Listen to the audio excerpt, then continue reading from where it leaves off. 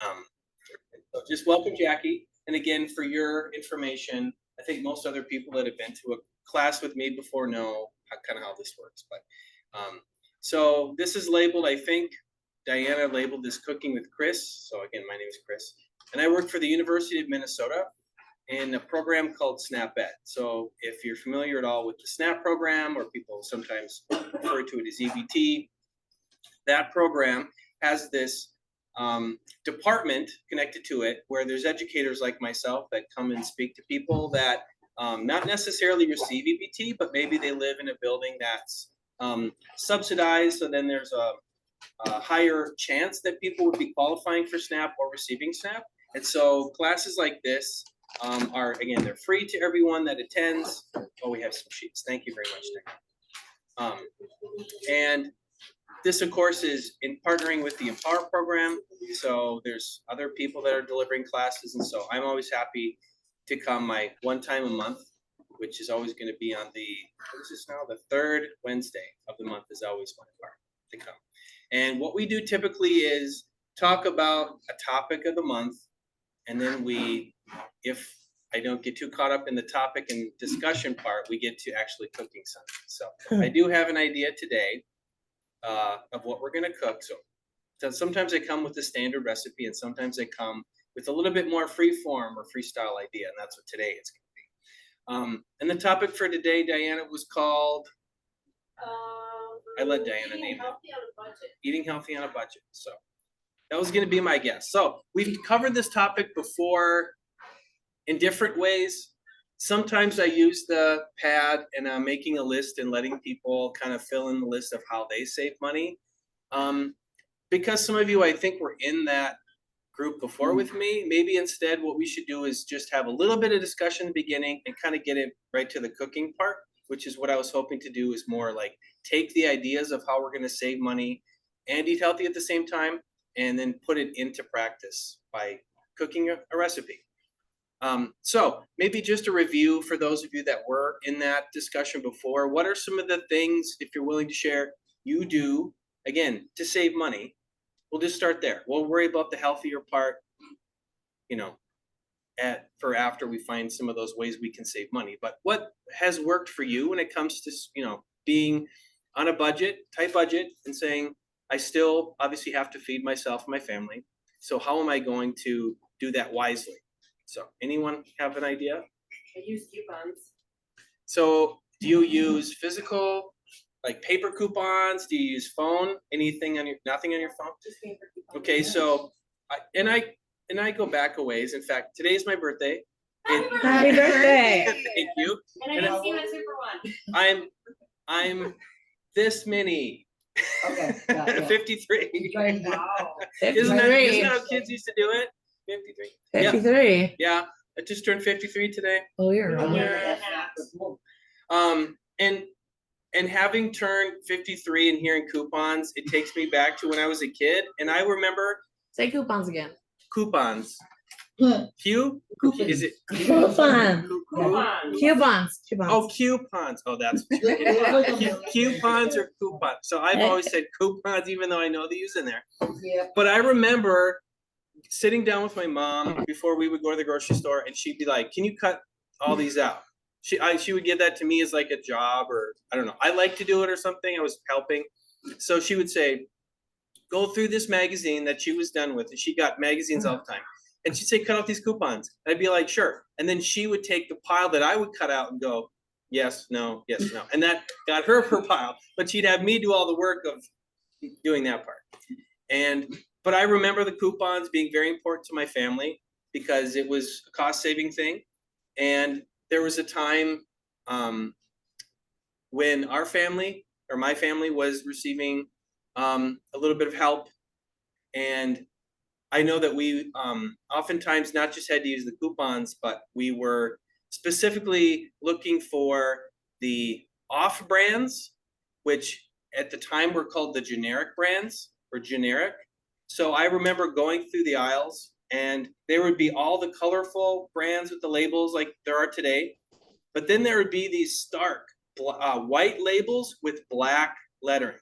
no color, like, you know, maybe it's a cost saving thing, but they really stood out. So when you would want to get corn, you'd see pictures of corn, colorful logos and names, Del Monte and all these others, and then you would see a white label, corn, no pictures, nothing else. And it really stood out. And I can distinctly remember that being a thing. Like, you know, our cart might have been half those black and white labels.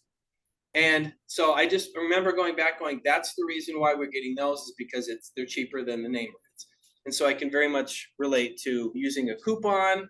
Now coupons you can cut out from magazines and newspapers, the things that they might send you from a store that have coupons that you would have to cut out. But many times now people are using electronic ways to save money when it comes to that couponing. And so I'm just gonna ask, has anyone ever used their phone to get a deal? Yeah. Mhm. So can I ask someone that's done that? How has that worked? Or maybe just an example of how you've used your phone to get a deal. Pippi, could I ask you how you've done that? This would be in southern Minnesota where there was a Hy-Vee Mm-hmm. chain of stores. So then you signed up for their membership, downloaded the app, and if there were coupons you wanted to apply, you would click the ones you were interested in, and then at checkout at the store, you know, you would just give them your member number and then it would apply to the whole order. Okay. Oh, that's one way I've never heard of before. Mhm. I've heard of people using an app on their phone, and then there's a scanner that's used at the checkout. I love To give a Hy-Vees. discount. Yeah, Mhm. because you could pick all the coupons you wanted all at the same time. And so just remember that there could be some other ways to save using coupons. It could be those paper ones, which I know that some stores have started to diminish or decline the number of coupons they offer in that way, because as less people use that method and instead maybe use a phone or another electronic way to do the discount, then they tend to not see the benefit, the store not seeing the benefit of printing off those paper coupon books or sending something to your home. I still get one pretty frequently from Super One, which is here in Hibbing. I live in Virginia. Super One is in a few other cities on the range. And so that happens to be my store. So I use Super One coupon books all the time. And whatever they're called, the adverts that come to your home. I use those too. Yes. I use this app where I scan the barcode and I go to the store and buy what that barcode says. And then at the end of the order of like using a coupon, it would tell me how much I saved. And then whatever pennies or whatever cents are left behind, Mhm. I could save that. It'd be like a saving thing. So every time I scan a coupon, just Oh, okay. it was some type of app. I can't remember what it was called. And it wasn't connected to a store or a chain store. Ibotta. That's what it was. Say it again. Ibotta. Ibotta. IBOTTA. Oh, Ibotta. Okay. Yeah, because you could go in the store and scan that barcode and then get that stuff that I bought, and then at the end, it would give me money back. And Ibotta is free. That's a free app. Okay. Yeah. So like card. we have coupons, right? Whether they're paper. Rewards cards, if you go to the gas station, you get 5 cents off the gas, 10 cents Oh. off gas. Thank you for that. I was just about to say, sometimes stores offer programs, reward programs or loyalty programs.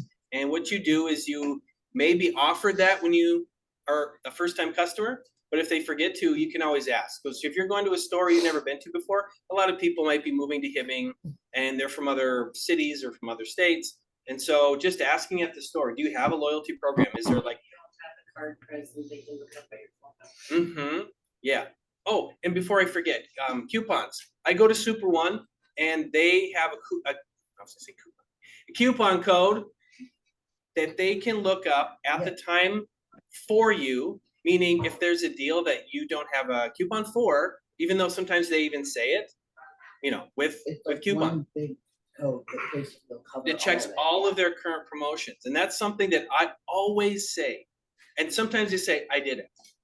And I don't know, I'm watching every, keystroke they're Yeah, doing. Some people just automatically do it. Some people, some employees at say Super One, that's the store I'm referring to, they actually do that every time. That's part of what they do. Some don't. So I always ask, can you run the it's tough.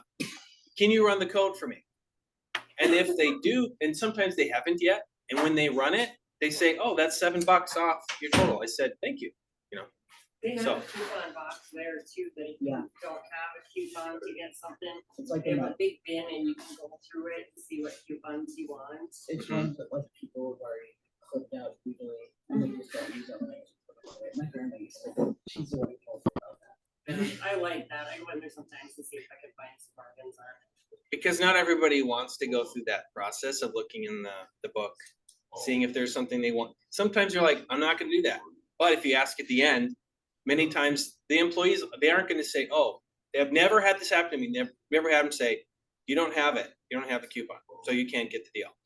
They always say, even if it says you should have it or supposed to have it, they always keep the deal. I wish they still did like the Super Saver stamps. I was looking through an old book that my mom and dad had. Every time you went to shortstop, they gave you these strip of stamps and then you could use them towards purchases and get free things at the end. So, Oh, I think I remember hearing about these from somebody The else. saver stamps, yeah, I was just. Shortstop looking is at- like it's like a gas Yeah, station convenience store, There's right? like a sheet they give you, and then every time you put in your purchases, they give you a couple of stamps, and then you just stick them on this piece of paper. When you filled it, you go in and. Those are amazing. I was just looking at No those problem. the other day at my mom and dad's, and they're like, oh my gosh. And also some stores have their rewards programs may be a little more old school and they have actual punch cards. Like if you spend at least this many dollars per purchase, they do a punch, and then after so many punches, maybe you get, a reward, whatever that is. No, Walmart has like a Walmart cash thing too. What- where, It's called what? Walmart Katie? cash. Walmart Cash? Okay. Yeah, and basically, it's like manufacturer money back. So Okay. a lot of the time, it's not necessarily stuff I would get, Mhm. but sometimes it is, and sometimes I've tried some pretty random stuff now, because sometimes you'll end up, you get 50 cents back, sometimes it's like $3, Right. and then after $20, you can just take it out as cash, so. Oh, okay. Yeah, it's actually, Oh, Is well, that on the app? Mm. Oh, I see Yeah. that. it's actually easier to collect than you think. I've gotten like $300 already, so. and it's just a reminder that the stores that you shop at, they want you to return, they want you to spend more, obviously. We don't always want to spend more, but as long as you're aware of some of the things that are trying to get you to maybe purchase higher ticket items. So this is kind of leading into the next thing that I was just going to share that isn't always on people's minds is when you go into a store that's selling food, because that's what we're talking about, buying food. The stores are set up typically to get you to walk in a certain direction. I'm talking about your larger grocery stores. Obviously, if it's a convenience store, there's not as much, but even those are set up in specific ways. So they want to sell certain items.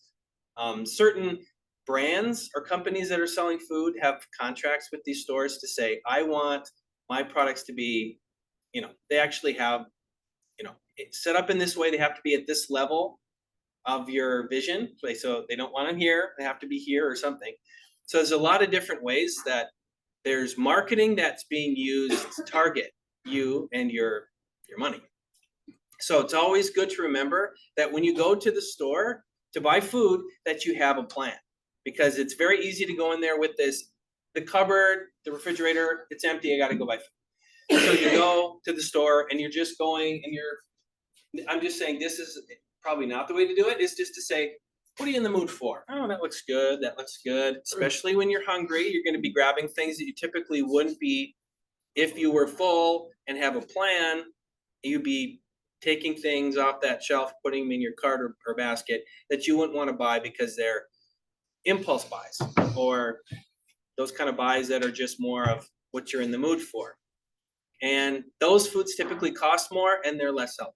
So instead, it's always good to use a shopping list. I don't currently use anything on my phone or an app. You're shaking your head. I'm just wondering why. Usually when I go in the store, I just make sure that I look at my purse and go, well, okay, I got this much, this is what I can spend. Mhm. And I never want to go over that. And if I see some nice stuff that I really want to get, I'm like, well, I really don't get that. I'll get that like maybe whenever I feel I need I it. fill my card and put I'll it all just back go in, before I get to the sometimes I spend checkout. $20. And sometimes I'm like, wow, that was just a little too much, $20, that was just a little too much, I should have spent at least 15. So I try to like budget things when I go into the store. But So you're more go in the store and then you're kind of looking at what you see and making those decisions sometimes, right? yeah. Yeah. And I always tell my daughter when we go grocery shopping, I said, get this. She's like, oh, let's get the higher price. I'm like, no, Sarah, get the cheapest brand. No, I don't want, I said, well, you know what? You're paying for it. Then you change your mind. So you touched on something there, which was the products typically have many varieties. They come in different brands. They come in different sizes.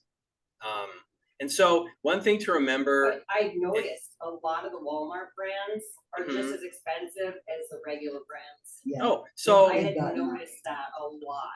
So when you might have heard, and this may be starting to get outdated, but there's name brands and then there's off brands or store brands or generics.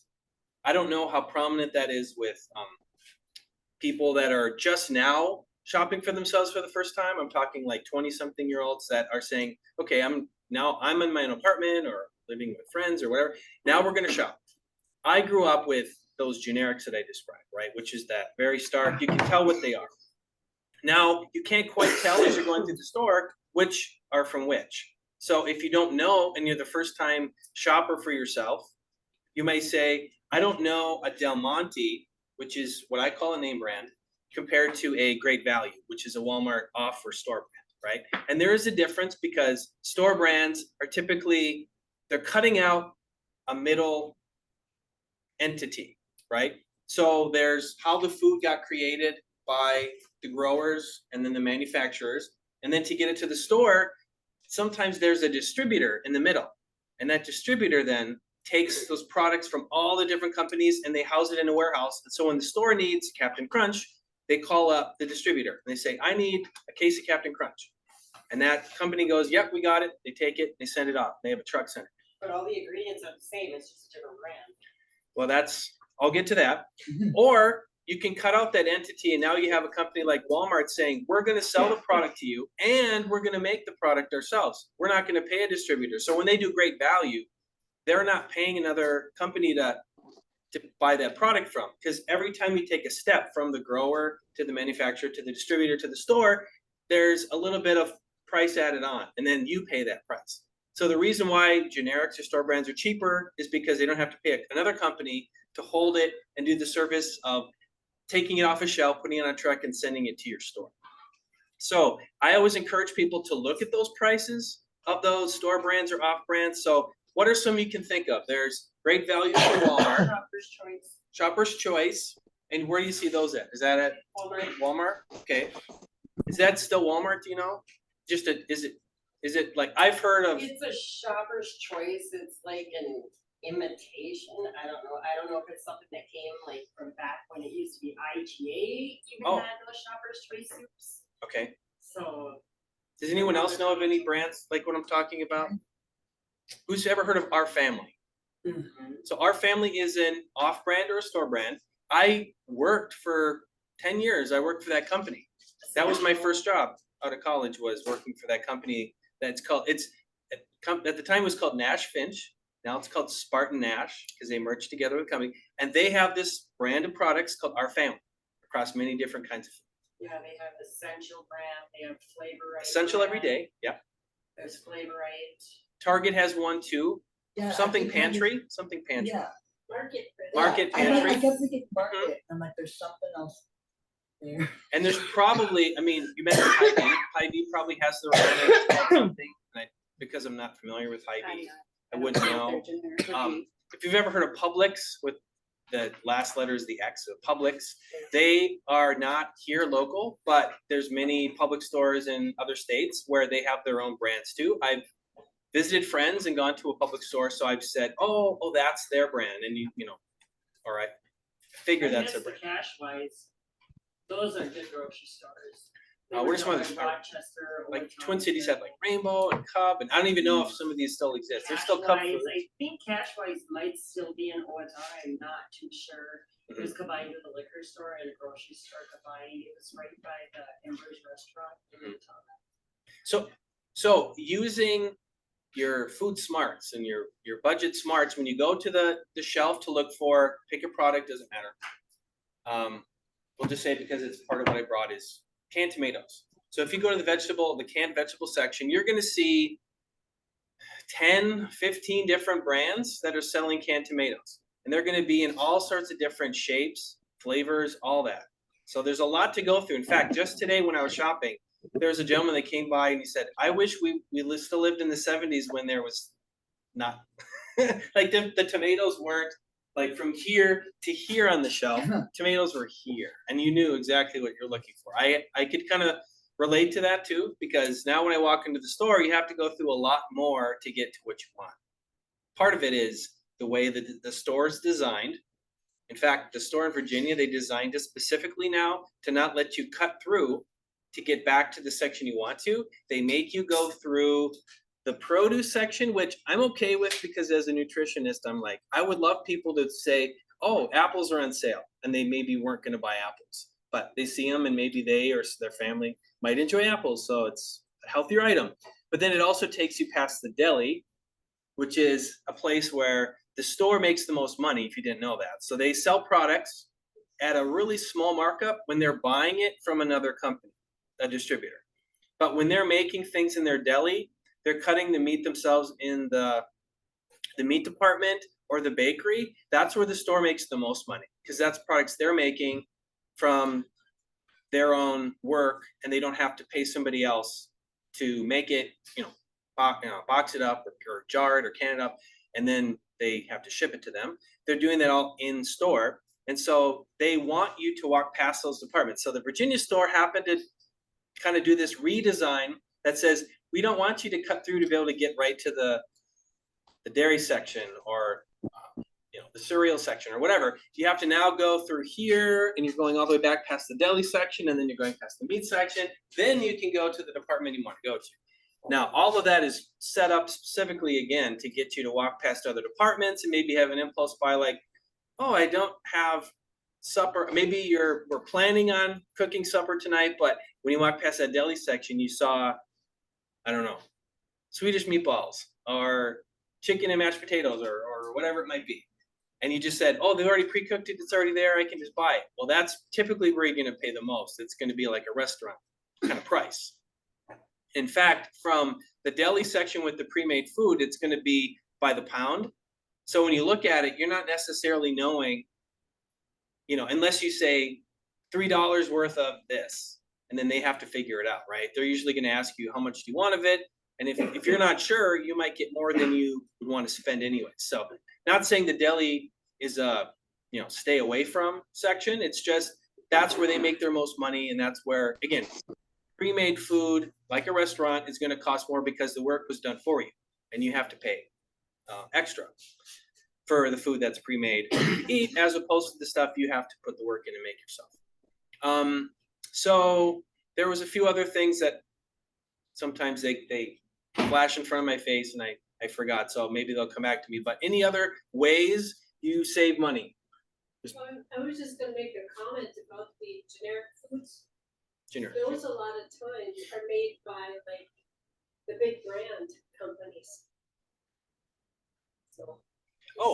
Meaning that they have their name brand product that they put a label on for their name, and then at the same time they're making what you're calling a generic or a store brand. Right. For example, Costco sells this really amazing olive oil that's actually made over in Italy, but Costco puts their label on it, but it's the exact same one. I think you were saying that as well, which is, well, one thing you were saying that I remember now when you said that, Diana, was the prices don't always show that the name brand is more expensive and then the generic's cheaper. Sometimes they're the same, and that's because of a lot of different factors. So if you're going to buy a name brand of whatever, we'll say it's peanut butter, maybe it's Skippy or Jif, or what's another name brand of those peanut butters. Then there's like the Essential Everyday, that's the store brand and Super Ones, and you have those two. What's And Pampa at the Dollar Tree, oh PAMPA, uh-huh. Pampa brand. Yeah. Oh, that's another generic, right? Yeah. Yeah, and they have those in Super Ones. Dollar Tree is now going up another quarter per item, Yes. up to about 50, just letting you all know, sorry. Okay, Seriously. Yes, and then they said that most of the stuff is gonna be up, like, from the prices they are, like the stuff that's $2 is now gonna be $3, and certain things that's like 4 is gonna go to 5, and, Up to you know, 7. Mhm. yeah. So you have a name brand, as you said, peanut butter versus an off-brand. Those two choices may not always show that off-brand or generic or store brand is cheaper. So it always gives you a little bit extra pause to say, before I automatically buy that store brand because I heard they're always cheaper, do the price comparison too. Sometimes the tough part is that they're coming in different sizes intentionally to make you think it's a better deal. So if you're looking at 2 jars, 2 bags, 2 boxes, they might look similar in sizes, but you have to get down to the small print and say, how many ounces are in this? So I'll give you an example. So these chips today, I specifically bought because they could be part of a recipe, okay? But this bag, typically if you ever buy things in a bag like this that's, vacuum sealed, this one doesn't seem to be as full of air, but a lot of times they're specifically packaged and puffed out like this. So you're like, boy, they're full. And then you get into them and you realize the product starts here, right? And that's done intentionally, right? And it's legal. There's nothing you can do about it except be more aware as a buyer to say, oh, instead, I want to know how much is actually in here by weight, right? That's what's more important. What actual weight of product's in here. But remember, sometimes the weight of it is the packaging, product itself. But when it says how much is included, they can't include the weight of the package by saying you're getting 32 ounces and maybe half of it is like the jar.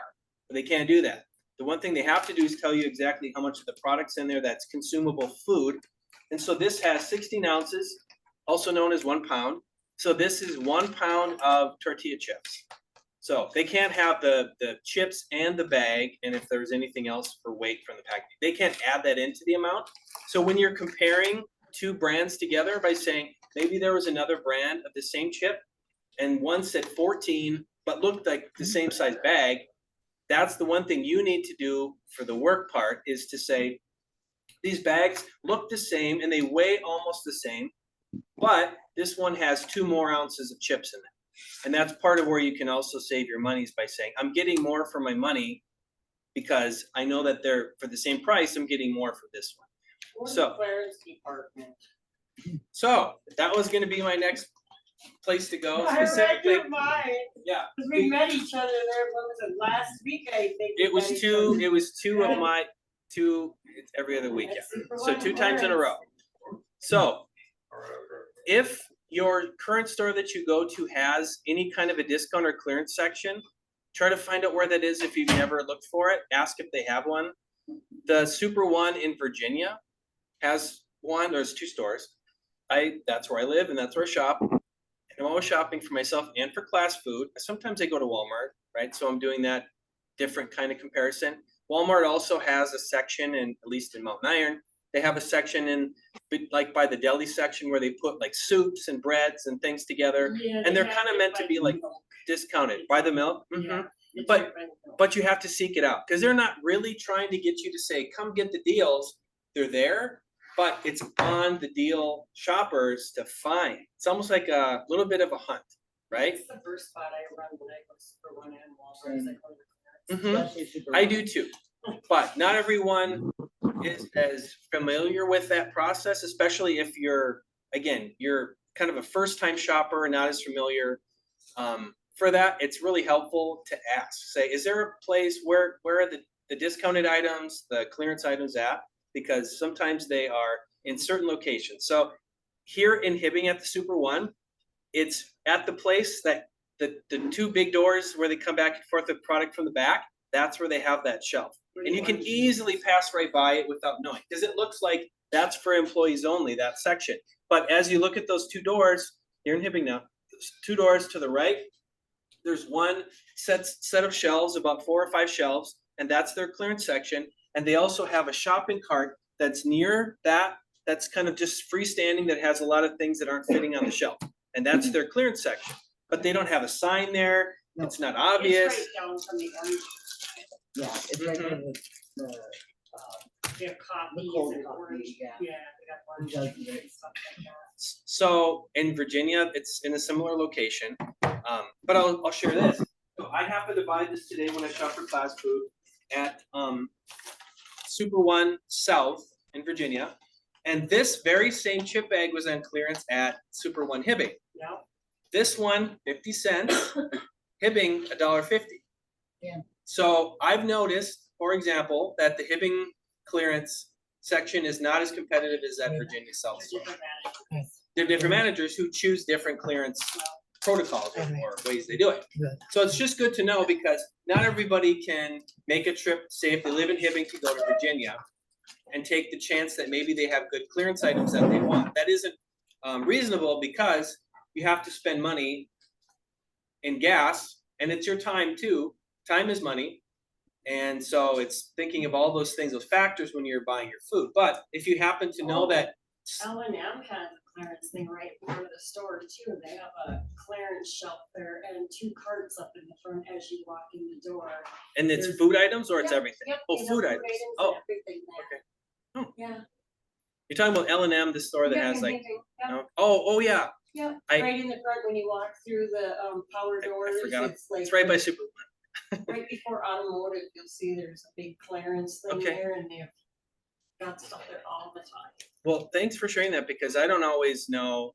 So I'm here in Hibbing today, but I don't necessarily know other than Super One. I didn't know anything about it until one day I was walking in there.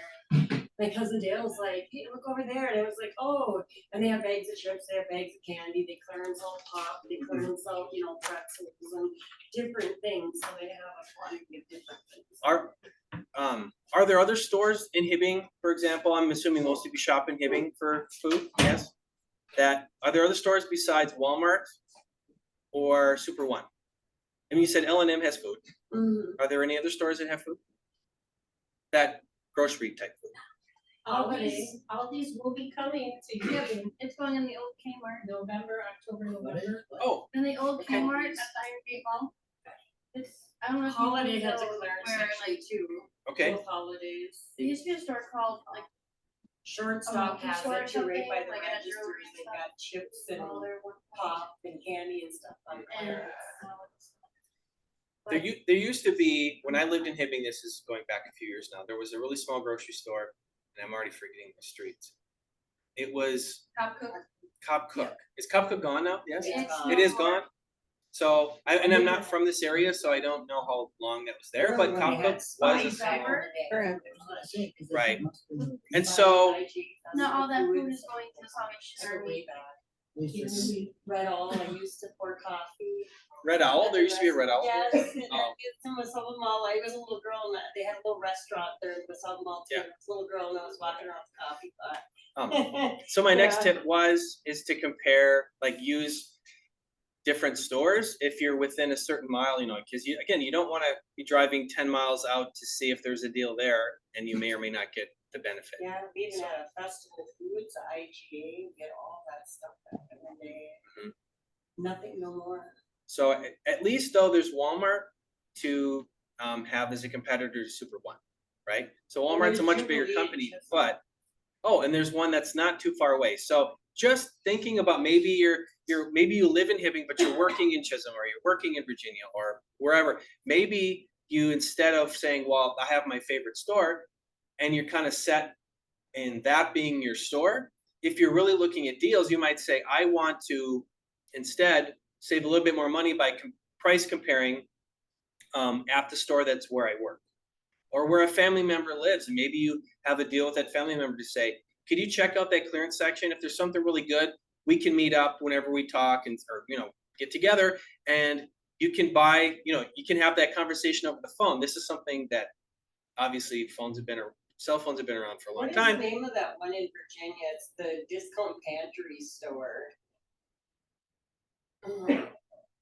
It's in Virginia. Yeah, it is in Virginia. It's been there forever and ever and a day. My cousin Terry and her son went there about a week ago and they got like bread and all kinds of stuff from it. It's in Virginia. It's in an open store. Yeah.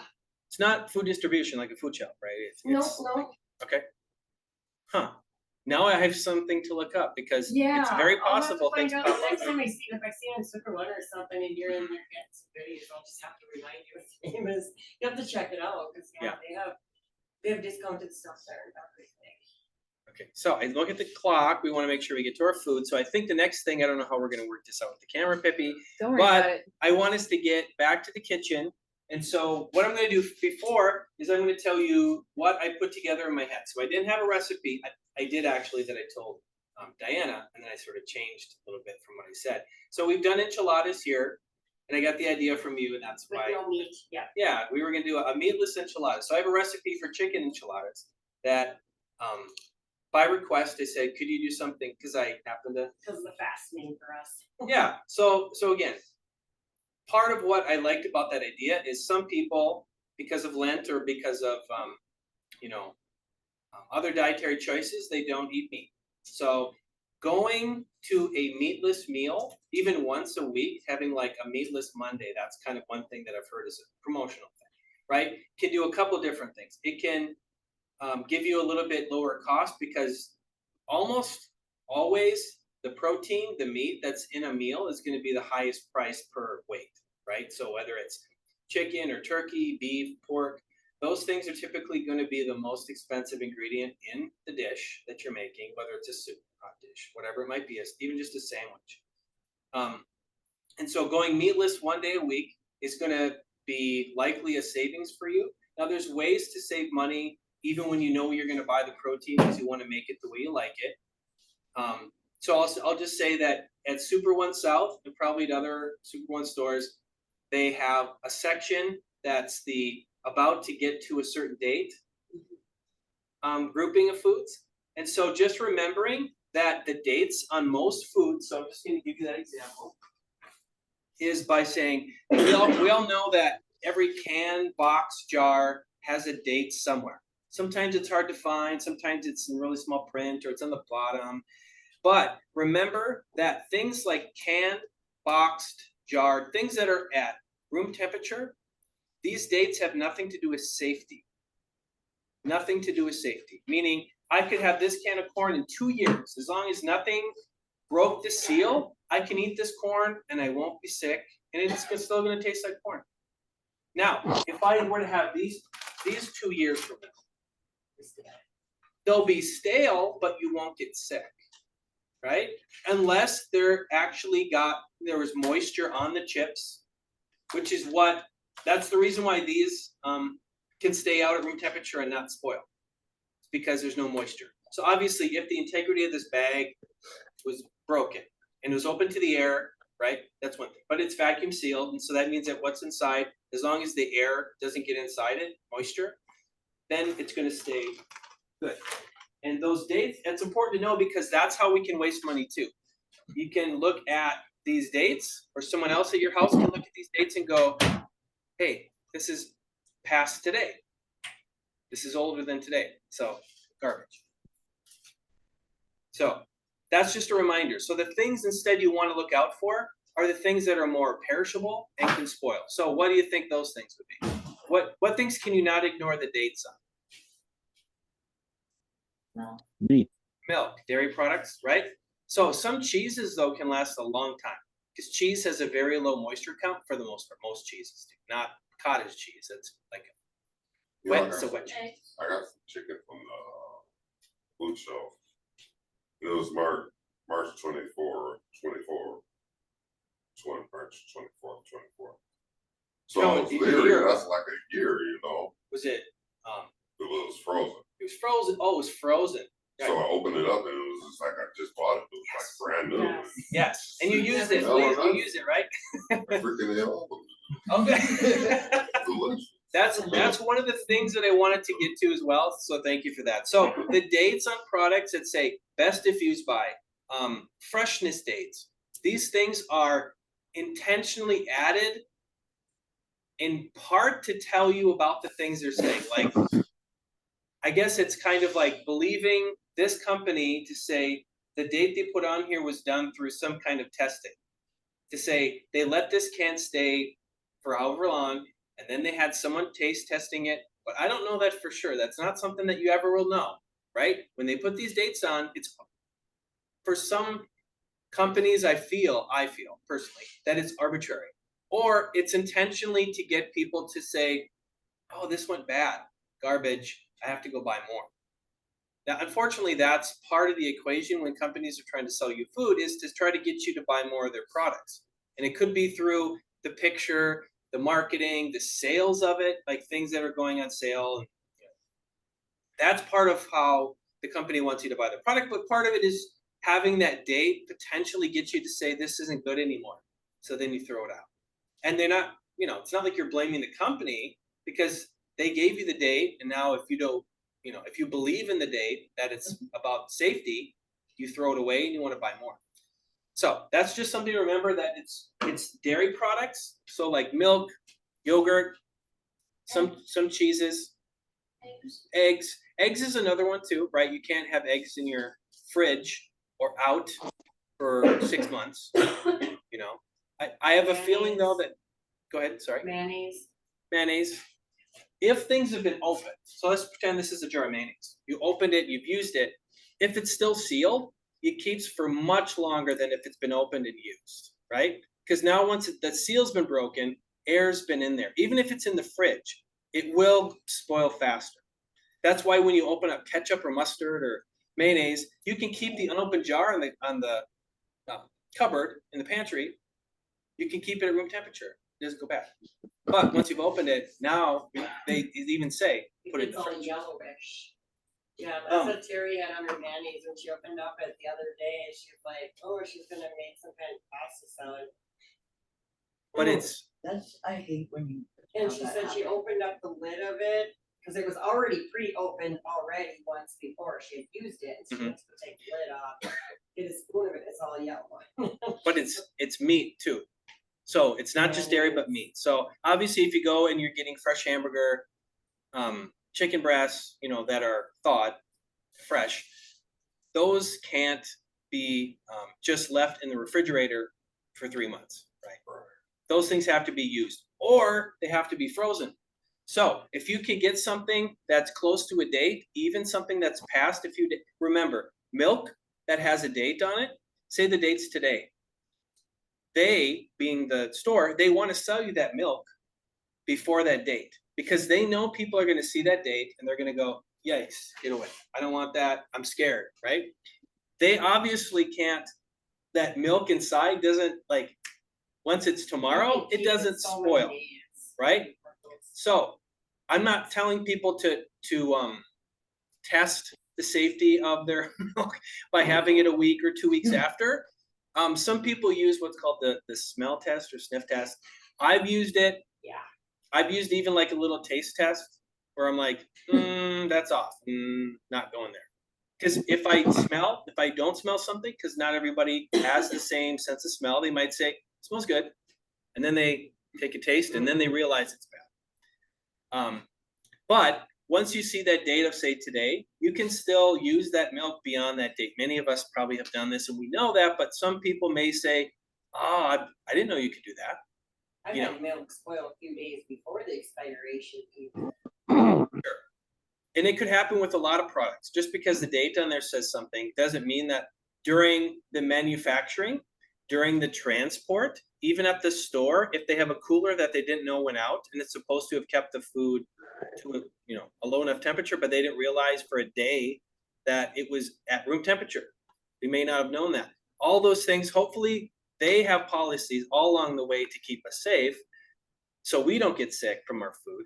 But we want to know that the date isn't the end all be all of safety, okay? And many times we do throw away food. Has anyone ever thrown away food because they looked at a date? Just be honest. I have. Before I did a lot more work, I would throw food away. Before I sort of realized and learned, oh, this date doesn't mean safety. And the reason I even bring that up and kind of mention it so often or stress it so much is because these dates did not exist when I was a kid. And I had to be reminded of that. My mom said, these dates never existed on food. When I was talking about this, she said, these dates weren't there when you were a kid. these dates were not a part of products that were room temperature safe, like they could just be sitting out. So these dates were added for what purpose? For freshness, for best if used, but Like if somebody got sued.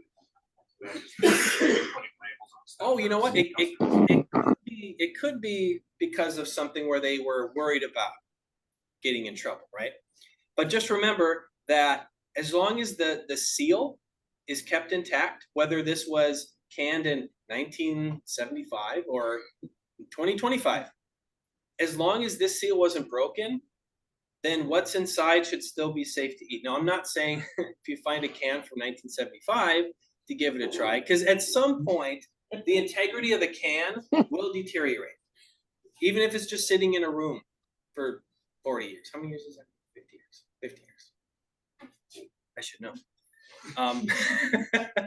50 years. That you don't want to test things to that extreme. But just remember that the things you're looking for, though, for food safety is dents.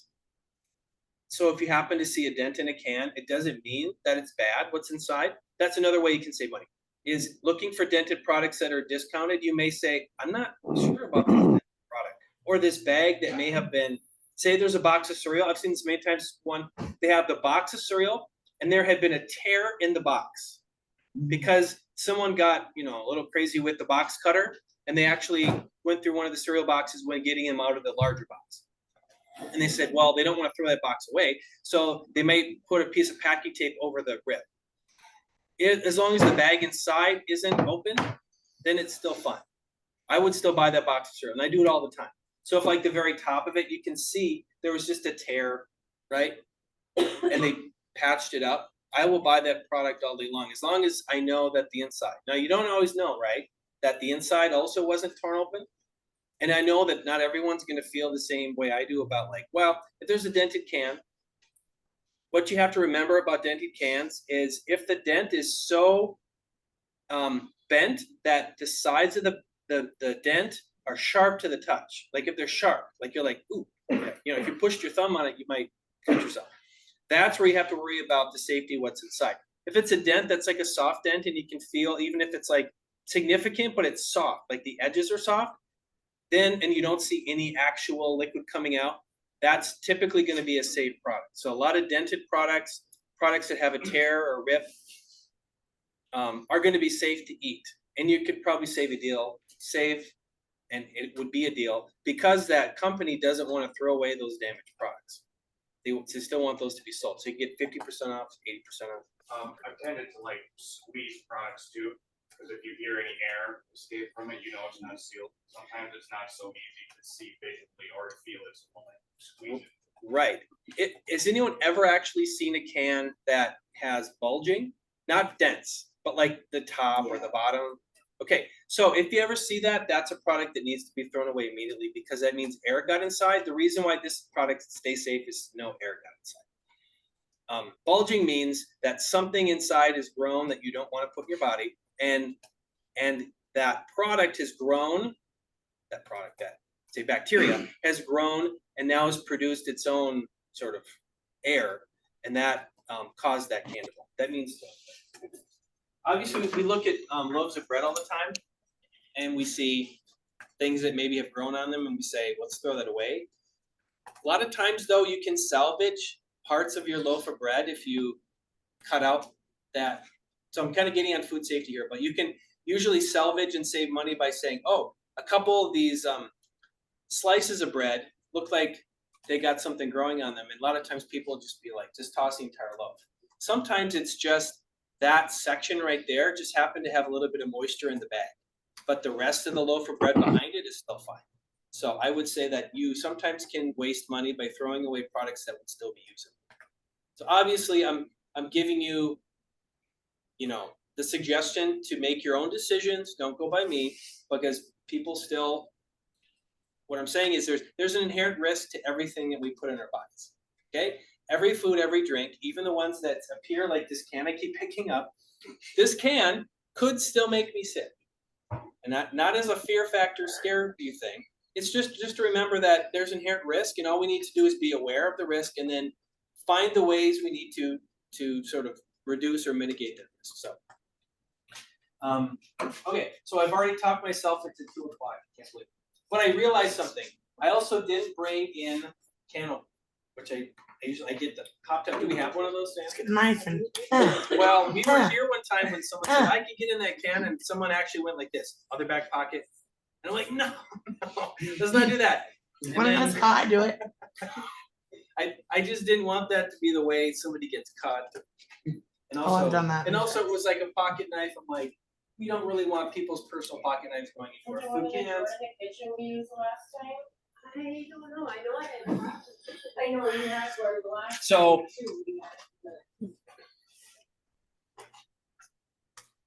they're looking for a can opener right now, for Okay. anyone that watches this, like. But I will ask, is there any other ways? Because there's so many ways we can save money. I've just covered on some. But I just feel like sometimes there's ones that people share that I'm like, that's really creative. I've never thought of it. And I think I might do that or some form of that. Buy in bulk. So, Because usually, whenever me and my partner are like shopping, it's literally a 2-person household, so literally we can just look at family packs and like see the cheapest one and just take that one. oh, so this happens to be what's called a party size. Many of you probably have seen family sizes or jumbo or whatever they might use for the terminology to give you the larger one. And maybe it's you or it's a couple people in your family and it's just thinking, we don't need all this. Well, if you can buy more of the product and you have a way to save it. So when you buy in bulk, is there products that you say, okay, we've had enough of this for now, we still have some left. What would you do with what's left? Do you have an example of one product that you bought a lot of in bulk and then you're like, well, we have leftovers. No, we have My partner actually puts it in a bag so that way, you know, we can stay in the freezer. freezer. So taking the bulk item, is there an example of a product you can think of that works for? Steak, chicken, ground beef. So yeah, buying, like, for example, if you go to that meat section, the protein section in your grocery store, I said those are going to be the most expensive ingredients and recipes. If you can find a way to cut costs there, it's really beneficial for your food budget. So buying like hamburger in bulk right now is a time where, I mean, you probably have heard that food prices are likely to go up more. Not that they haven't already, because during the pandemic, food prices went up because there was just all sorts of factors hitting, supply chains and stuff. So you were paying more for stuff. Right now, eggs, everyone's fine with eggs. Right. Eggs are like gold or diamond now, right? And so that's one example of a product that is going to hit people's food budgets hard if that's a staple for their family's food. So, but as prices are likely to go up now because of this rumor of I didn't dig high and low for it, I knew we had okay. one. I knew we had All one. right. So, I knew it was in there somewhere. but as food prices, so we're talking about food prices, Diana and Pippi. So I'm just wondering if there's anything that you have done recently for your personal food budgets when it comes to increased prices on things. Like eggs are one thing I just brought up as a new question mark for a lot of people. Maybe that's a staple. They have eggs every day, or they have it multiple times a week. Maybe now people are saying eggs, not so much. I got to find something else to fill in for eggs. Is there any things that you've been doing or noticing as trends? I haven't cut eggs out of our bills quite a bit actually. Mm-hmm. Yeah, I think I bought a dozen eggs, probably once in the last 5 weeks. Yeah. Okay. But I also, now I do a written meal plan. Because I have kids at home. Mm-hmm. So I'll talk with them, I'll be like, all right, guys, what do you feel like? Then I write out my list with staff. Like you mentioned earlier, it's super helpful to save money and have an actual plan for the store. Because I've done that where my fridge is empty, and then I go shopping and I spend too much. And we actually make the meals, and then we actually make batches. I feel like we save more money making a bigger batch. So we were talking buying in bulk. So one idea that was shared was buying in bulk, this is when you were looking for the can opener, that buying in bulk is one way you can save money, obviously, because the larger amounts of things are typically priced. Yes, they're more expensive, but when you get to that, what's called a unit price, which is how much something costs per unit of measurement. So if you look at 2 jars of peanut butter, one might say family size, 32 ounces. One might say it's just regular size, and it's 12 ounces. And you're like, yep, well, obviously the family size is more expensive because there's more in there. But what you need to do is figure out how much is it per ounce in the case of peanut butter. And the same with maybe it's hamburger. You might see the family size ground beef at Super One meat section, and you'd have the 1 pound version, which is all you really need. But if you think I'm going to use more hamburger sometime, right? And you have the freezer space and capacity, it probably makes more sense if you can realize how much more you're paying per ounce when you buy the 1 pound, the small version, or if you can buy the family version that gets you maybe it's 5 pounds at a time. And sometimes it's hard to know what that math is, because if they don't give it to you, what could you do?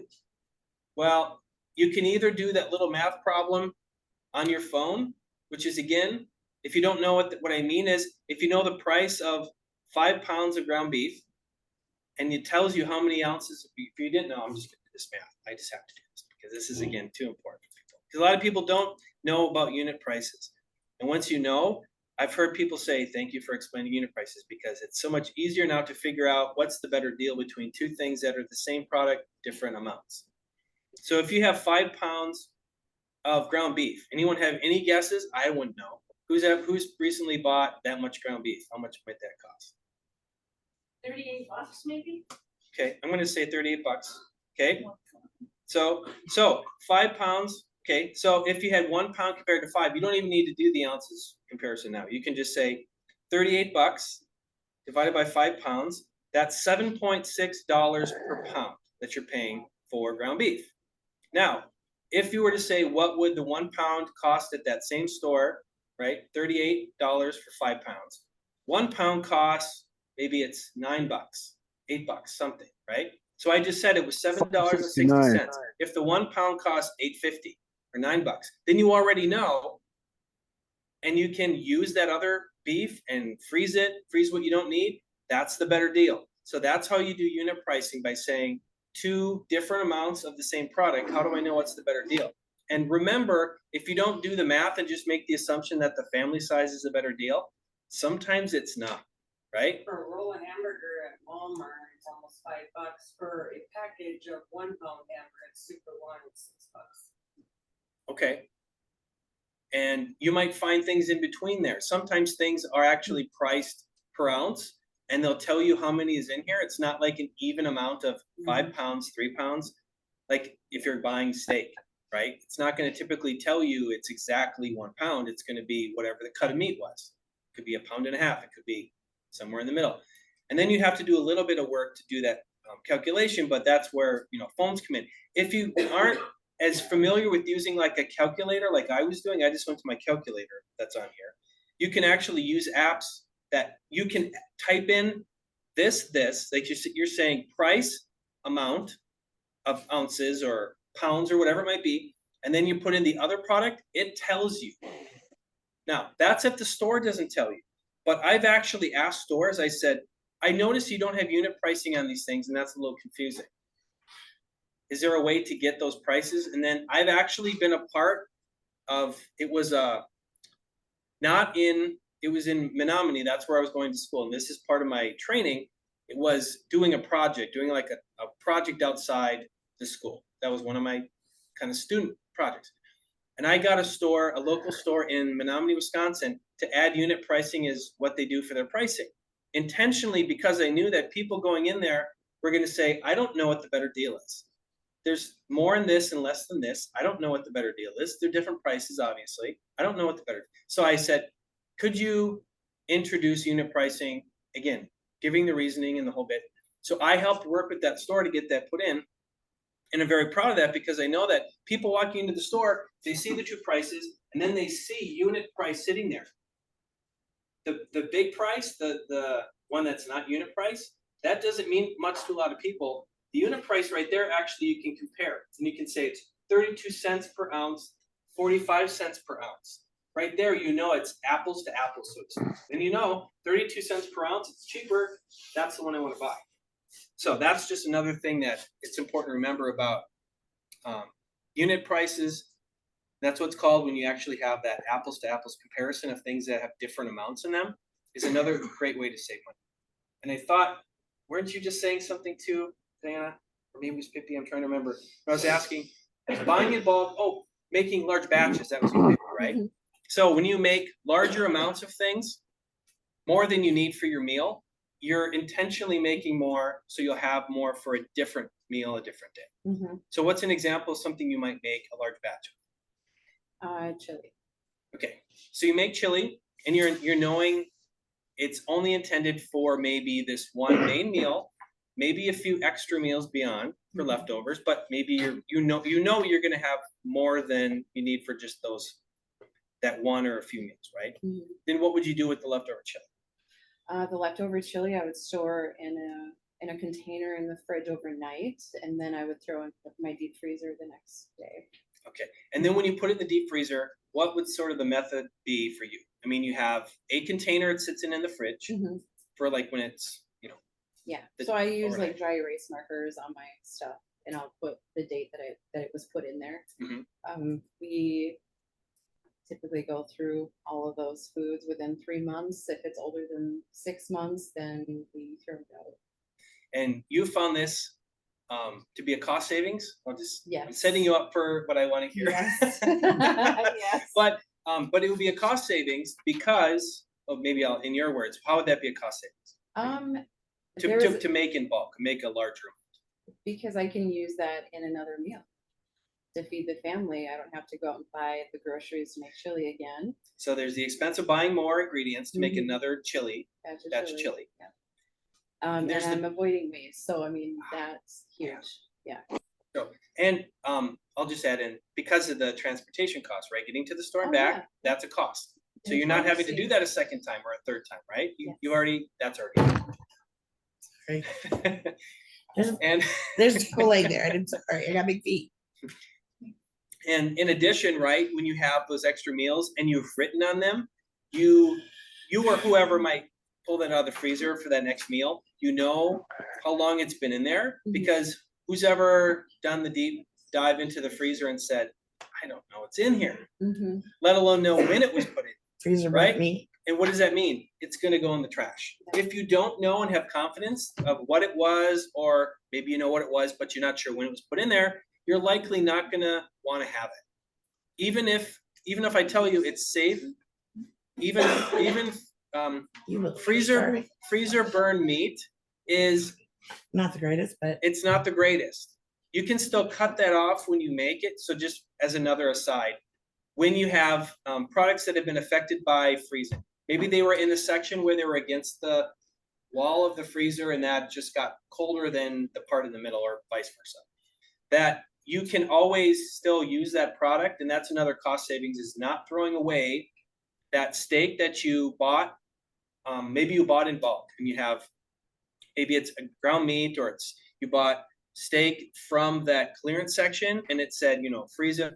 I know we're already, I've abandoned it now because I realized that what we're gonna make. So what I'm gonna do with my last 15 minutes is actually do the talk through of what we were gonna make. Now, okay, so that was my final word on, again, another way we can save money. I guess Diana, I'll just share, and Pippi, I'm just so passionate about the cost saving topic that I just can't help myself. I just feel like when I get inspired from other people, and I hope to inspire other people too, to find ways to save money. And it doesn't always have to feel like it's this big sacrifice. And I'm just saying this out of my personal experience and being someone who would buy whatever I wanted, whenever I wanted. Once I left home, and I told you when I was younger, there were times where it was a struggle, and we just had, you're going to have this meal again, because we would make the big batch of something, and it was with, a mixture of like food shelf products and the generics we bought at the store. And that's what we made, and that's what we had. Now, when I got out of college, then there was a time when I was sort of intentionally indulging, like, I'm just gonna buy whatever I want when I want. And it felt good, but at the same time, it felt bad. Because I grew up having to respect, that we didn't have a lot. And so just remember that it's okay to let yourself have. So I'm talking a lot about saving money, but at the same time, there's always going to be those things that we say, I'm going to pay full price for that thing because I like that brand or I like buying that one thing. Because there's a balance that you find where you're like, I enjoy saving money now that I've purchased from the clearance section, or I'm buying this is essential every day. Now I'm buying a generic as opposed to the name brand one. And those are the ways that I can sacrifice and feel that I'm not giving up something that I'm really gonna miss, right?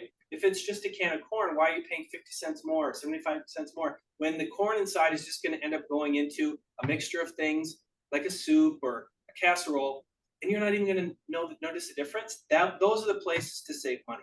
But maybe there's a product that, I'll just say, do you have happen? You were just talking about a product that you might want the name brand of. Can you think of one where you're like, I want the name brand of something? I don't mean to single you out. It's just that you were talking about how there might have been a back and forth of like buying the cheap one versus the name brand one. Just the back and cheese crap. I was about to say that one because that's the very common one. A lot of times people say, I want to buy Kraft macaroni and cheese because I don't like the way the off-brands taste or the generics or the store brands. And it's just, yeah. So if that's the choices you're making, but you're really unhappy with the choices you're saving, but you're unhappy with the meals you're making with it, that isn't the best decision to make, I would say. It's in finding the ways where you can save money and not feel like you're making a big taste sacrifice or quality sacrifice. I pretty much, this last time I went shopping, I realized that there's the Macaroon, ramen noodles to the top. I found cheaper ramen noodle cups Mm-hmm. that I didn't even know was even And they were top Until- ramen instead of macaroon. because the macaroon ones are like I think 97 cents or something like that, and the ones that I just found now, they're top ramen, are now 27 cents. So I Oh. found, That's a huge Something savings for the same. different. Is it the same amount that you get too? Yes. Even? Oh, and it's just a different label, like it's still It's top tastes the ramen same. instead of macaroon. and you taste the same to you. You still like the taste, and that's exactly what I'm saying. Is finding that change to make that you're happy with. You're getting a cost savings, and you don't miss what you're not what you're giving up, but what you changed to. Okay, so with the time I have left, I'm gonna. Yeah, they This got- is our mock meal we're gonna make. So my intention for today was taking the idea of doing a meatless enchilada, and that's what I shared with Diana. But then I said, in between that time of having that as my idea, I said, I want to come prepared, having spent the least amount of money I could to make a meal for us, right? And then tell you how I put that together, okay? Now, I'm not saying those of you in this room have never tried a challenge like this before, or you think that this is brand new. So I'm not making any assumptions, but I'm just going to share with you. I have my receipt I have from Super One. So to make this meal today, I purchased. How much was this? This was. No, this was. I had to separate stuff out because this had more than what I'm going to use today. This is $2. I spent $2 to make this meal for us. Now, that doesn't mean that there wasn't more spent. That means today, to make this meal, it was $2 additional. But I went back and said, what do I have? This is what we do oftentimes, I'm sure, is we say, what do we have? Maybe we don't want to go out and spend the money. It's cold outside. The car is out of commission, whatever. We have to make something today. What do we have that we can put together? So I said, what if it was some kind of enchilada or tacos? So I knew that in my freezer, I had, I'm just going to pull out some ingredients here as I'm going. I said, usually enchiladas or tacos start with a tortilla. So I happen to have these in my freezer, and they were purchased again from the clearance section. So I have these, and I had a couple of these for 50 cents. So obviously you can see a couple of these where obviously money was spent to buy these, but it was intended to be buying in bulk, buying when things were cheap, I happened to have a freezer and space to put them in, so I had that ready to go. Now, I brought this out because oftentimes we have an option to get fresh versus canned versus frozen. Not every product has those three versions or even a dry version. So I was gonna have us do this. Now I happen to have that because it was left over from a class I did with some kids, so this wasn't purchased for today. But instead I said, what's in my freezer? Well, this is obviously a partially used, almost all used bag of cut up multicolored peppers. So this was gonna be what I used to put into our mix for our the inside of the taco or enchiladas. But then I also had, and I don't know why I'm not seeing it. So it looks like I may have actually forgotten to bring it in anyway. It's up behind. Oh, Find it. thank you. If this head wasn't attached, I'd lose it, I'm sure. So I had these that were in my freezer that were cut up from when I had a deal on buying green peppers. And I said, I know I'm gonna want them probably in this form. So I already cleaned them and I cut them up for the intention of going in something. Now I kept them long because I may have wanted them in strips, but when I thawed them for today, I said we can always cut these down into chunks, smaller pieces, but it was already in my freezer ready to go. Now this isn't the best use of space, but I had enough, so I just used a quick container and put them in there like this. You can do other methods like, I'm trying to think, what's the seal, the vacuum sealer. You can vacuum seal. You could vacuum seal and put it in the bags that come with like a vacuum sealer. But again, that's expensive. People, if they don't have one already, maybe don't want to utilize because it requires you buying the machine and then bags that you have to buy more bags when you run out. But I happen to have one of those at home. But for work, at work I don't have one. So when I did this at work, I just kept this in my work freezer, and this was ready to go. So this is a way I'm taking a fresh product that I bought. These probably were, I should have dated them, Tippy. I should have had this. But I also knew that I was going to be using this soon enough. So I typically at work, I use my product fast enough where I don't have to worry where it came from and how old it was. But at home, I definitely do writing. So I had this way of not having to spend today for a full green pepper. I had this ready to go in my freezer, and it was going to be a mixture, right? So I'm combining this pre-cut version that was from a frozen bag originally versus the fresh that I had cut up myself. And then I happen to have, this is kind of that buy in bulk idea. So this I'd already purchased at the time. This was, I forget what the clearance price was. It's not on here, but this was in that section of the grocery store. Yeah, so I don't remember the savings on this, but this was definitely purchased in the cooler clearance section of Super One, which I believe there's one in Hibbing. From yogurt. Okay. That's from the fish, the fresh. So this was from the Virginia store, so I just don't remember where the cooler clearance is. Milk is here, and then there's a big cubby right here that has all like yogurt and cheese and stuff like that in here. Because normally I wouldn't be buying this much cheese. This is 2 pounds of cheese. And normally I wouldn't be buying this much cheese, but I know I'm going to need this much cheese for work-related things I'm doing. And so I'm going to buy this in bulk. And again, this is always if you have the space to do it. But if you do, like you have the big box freezer, is that what you have, Pippi, in addition to like the freezer fridge combo, right? So not everybody has the luxury of having an extra freezer like that. I do at home, and I have space in my work freezer. So I was able to buy this in bulk knowing I can take out bits and pieces of it. I could have done what I heard, which was to actually piecemeal this out into smaller containers. If I know there's something I make repeatedly that uses half a cup or 1 cup, I could put them into smaller containers, intentionally having them ready to go, so I don't have to thaw out, 2 pounds to get my 1 cup. That doesn't really work so well because you don't want to really keep thawing, freezing things over and over again because the product ends up not being so good quality wise. And again, every time you thaw something out, whether it's meat or cheese or veggies, you are introducing the risk of things spoiling because again, they went from the safe state of frozen down to, that room temperature or somewhere in between. So in addition, I was going to focus on the facts that you could go out and get like a packet, like seasoning packet, like a taco seasoning packet or an enchilada seasoning packet. You can purchase these, which they're likely gonna be, has anyone bought these recently? These are probably about a year old, I would guess, maybe these. I kind of bought a lot of these at one time. These were like 99 cents typically on sale, and these can last a long time.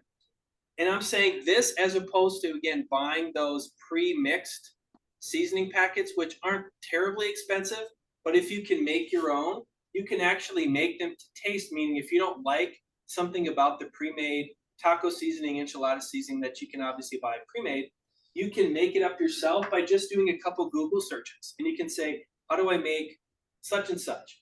And if you say, you know what, I want it really spicy, here's chili powder. You say, I'm gonna make mine based on this homemade version of, say it's taco seasoning. I'm gonna make mine really spicy. That's the time when you can use these to make yourself a really spicy mix instead of not having the option from whatever they do in their store version. So I just happened to bring these because, again, that's how I was gonna have us make our taco seasoning is from, I have a couple more here.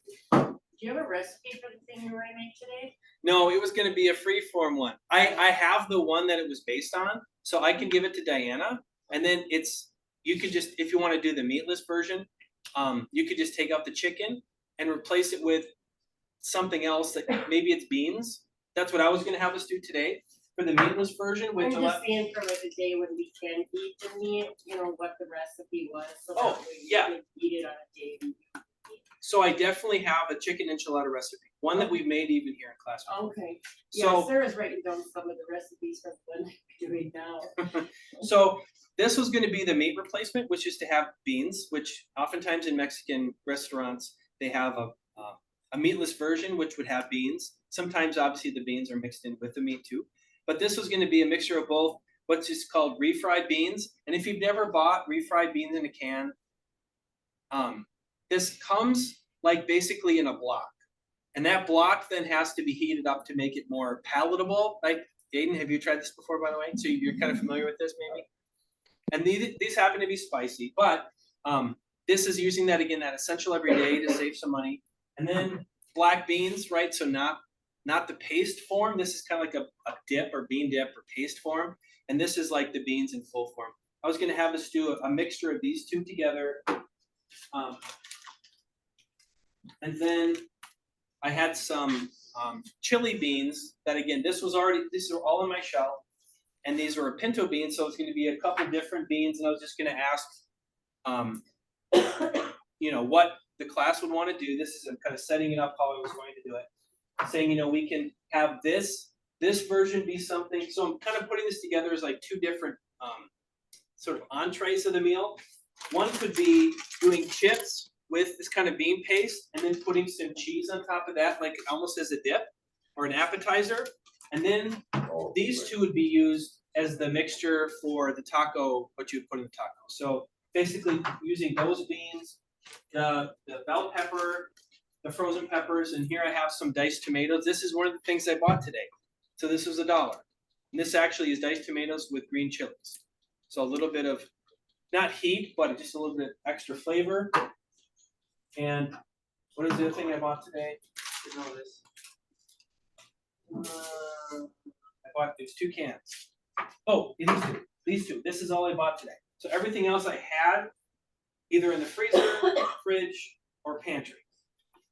And then in addition, I had some leftover. So instead of lettuce, I was gonna have us just put some. I had like a half a bag left over from this week's class with kids. I had some spinach, and then I had some guacamole that, again, you can see. This is from the clearance cooler that I purchased just this week for this class.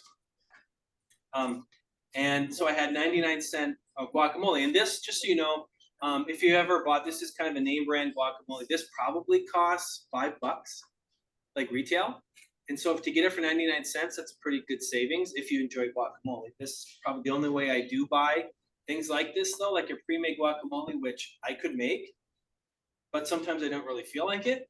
So I want to buy it pre-made if I know a brand I like. I'm not going to pay $5 for it. Not doing it. I would pay $1 though, right? That's sort of the trade-off for me where I say, where I'm going to save money. And then I think that's everything. So again, I'm just trying to set up what we were going to do today with the premise of I'm gonna spend as least amount of new money today to make it, because I'm gonna go to my freezer, my fridge, and my pantry to find the things that I can make this meal in. And to me, that's a pretty good way to save money, is to say, I'm gonna use leftovers, I bought in bulk, I went to that clearance section. This is the one thing I was gonna highlight, is maybe this is the one thing you know you'd love to have with your enchiladas or tacos. This is something that I use in a different recipe, but I happen to have in my pantry. This I don't see on sale very often. It's in like the ethnic section of Super One, and I don't see this go on sale very often. I almost never see it in the clearance section. And this was the one thing where I'd say, encourage people, maybe there's a name brand thing that you really like. Maybe it's this. I'm just saying, pretend it's this. Pretend that this is your Kraft macaroni and cheese. This could be the one thing where you say, this is where I'm not gonna compromise. I'm not gonna save money on, because I know I still want this one thing in there. And maybe that's the thing you give yourself, even though you know you're targeting a lower price on things and you're saving money, is to give yourself this indulgence to say, when I make this, I'm not going to sacrifice on this one ingredient. I'm still going to get this, And so that's just that example of saying, maybe this might work for you to say, I'm still going to be saving money every time I'm shopping and cooking, but this is my one thing I'm going to give to myself, is that name brand product, or that one product that's just expensive overall. Maybe it's eggs. If you're like, I'm not going to cut back on making this one meal every week. Every Saturday or Sunday, maybe I make my family omelets, or we do bacon and eggs, or whatever. Maybe you're still going to do that, knowing it's going to be more expensive, but it's letting yourself do that when you know in other ways you're going to be saving money. And that's that one thing that's helped me, is by saying, I'm still going to buy that one product. At this moment, I can't think of what it probably is for myself. I wish I could remember it, but I'm just picking this one up as an example. Say, maybe this is that one thing that you still let yourself feel like it's an indulgence, but knowing you're going to be okay spending the money here because you don't want to make that change, knowing that you're going to be saving all over the place over here. So I see we're at 2:30. I apologize again for not getting to that meal, and hopefully that's something that's okay with people, because I hope the idea came across. Maybe I'll just ask this: do you think you would have enjoyed what I put together, having said all these things, or is this something that you could see yourself doing? Maybe not this obviously specific meal, but could you see yourself, or have you done something similar to this, which is kind of I'm putting this all together from what I have versus a couple things I might have to buy. So Aiden, you're shaking your head yes? That'd be something you'd be. I've made lots of meals with just grabbing stuff out of the cupboard. Just whatever you have, just throwing it together and cooking it. Yeah. Yeah. And sometimes you have to do what? Have the things that worked, and some of the things that, like, you have some of Right. these and you have some of these. For and some you- reason, my and kids some of these. always liked the most random things that I cooked. Uh-huh. I just put whatever I had, like literally, there's just a can of this and this random stuff. That's all I had, and we just put it all together and made it Like a warm. goulash? Huh? Like a goulash? Yeah, but it was like not a goulash. It Stew? was random, just random stuff. Mhm. And just threw it in there, and I'm just like seasoning. Mhm. Just I hope Casserole, you like hot it. Here's dish. some noodles to make it seem somewhat normal. Goulash. Yeah. too. Mhm. Yeah. Yeah. But now, how did you get to the point where you felt like you could do that? Practice. Right? Uh, You had to do some practice. I had to feed children. I had to feed children. You had to feed children. You had And to, a you had to husband make it work. that they'll eat anything when they're hungry. Mm-hmm. I had a big roaster pan. I just threw it all in there Yeah. and warmed it up. Can you remember a time when you're like, okay, that one didn't work out? Oh yeah, Yeah. but they still ate it because they were hungry. Right. And that happens. But I said it's food. and I'm saying that just for the fact that not every time you try something like this, it's going to be a home run. Like, we could have made all this and said, meh, it might have been a meh. We're like, it's okay. But it also could have been something someone said, I love that. So it's just having, giving yourself the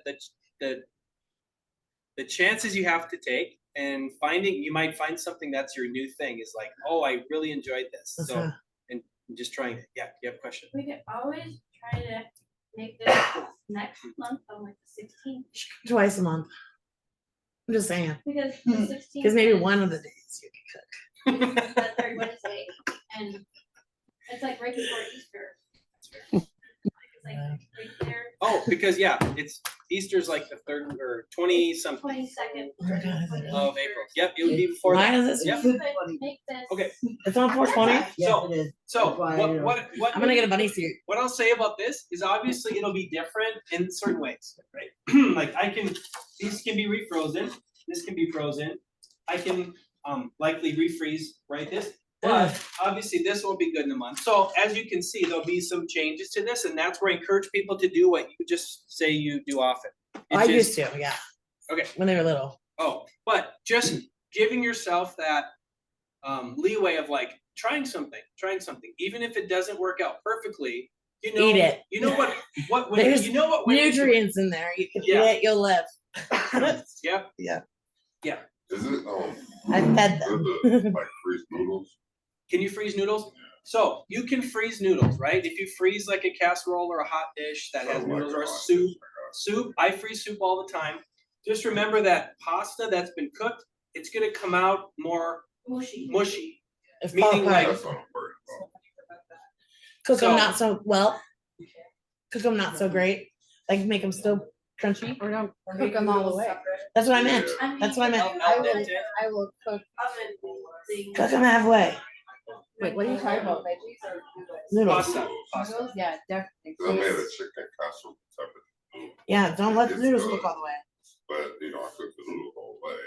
Did Yeah, you cook don't. the noodles before you put it in there? I cooked it and made it for myself. I realized I just made a lot Mhm. for like 4 people. Oh, I Mhm. see. Just call me in. Now, Just look at me. No, that's a food.